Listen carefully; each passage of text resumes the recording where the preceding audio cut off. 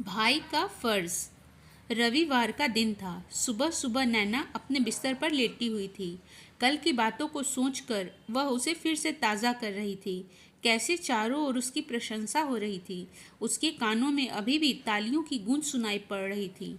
एक सितार वादक की इससे बड़ी क्या चाह हो सकती है, वो भी जब आप अभी भी स्कूल में हो।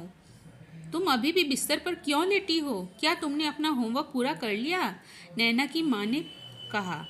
ऐसा लगा जैसे उसकी मीठी यादों में किसी ने खलल डाल दिया हो। हाँ माँ, मैंने कॉन्सर्ट से पहले ही ख़त्म कर लिया था, नैना ने जवाब दिया।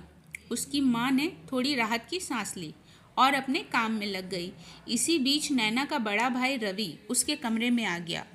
तुमने तो कल कमाल ही कर दिया। मुझे पूरा यकीन है कि एक न एक दिन तुम बहुत बड़ी सितार वादक बनोगी और पूरी दुनिया तुम्हारा नाम जानेगी।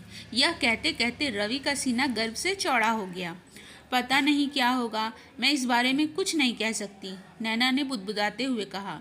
माँ चाहती है कि मैं अपनी पढ़ाई पर फोकस करूं, क्योंकि परीक्षा भी काफ़ी नज़दीक है। मुझे मुश्किल से प्रैक्टिस के लिए समय मिल पाता है। तुम जो कह रहे हो ना, उसके लिए काफ़ी प्रैक्टिस की ज़रूरत पड़ती है। तुम दोनों के लिए समय निकाल सकती हो। चिंता मत करो, एक न एक दिन ऐसा होगा। यह कहते हुए रवि की आंखों में विश्वास और प्यार स्पष्ट रूप से झलक रहा था। वह अपने उन दिनों को याद करने लगा जब उसके पिता की अचानक मृत्यु हो गई थी। उसके बाद उसे डांसर बनने का सपना छोड़ना पड़ा। हालांकि उसने एक बीपीओ में काम करना शुरू कर दिया था, फिर भी वह उन दिनों को कभी नहीं भूल सकता।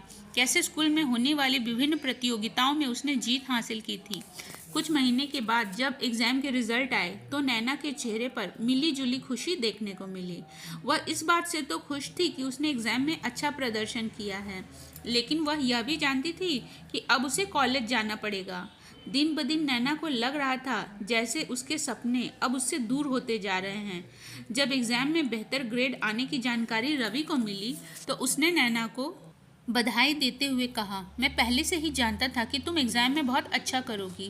थैंक्स भाई, लेकिन अब मुझे ऐसा लग रहा है कि अपने सपने को अलविदा कहने का समय आ गया है, क्योंकि पढ़ाई को और अधिक गंभीरता से लेने की ज़रूरत है, नैना ने निराश होकर कहा।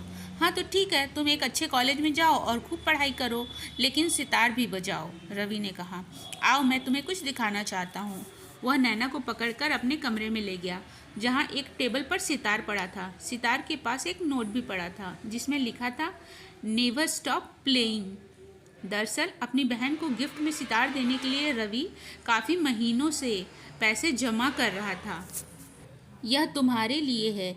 इस सप्ताह के बाद तुम्हारे लिए मैंने एक सितार सिखाने वाले की भी व्यवस्था कर दी है, रवि ने कहा।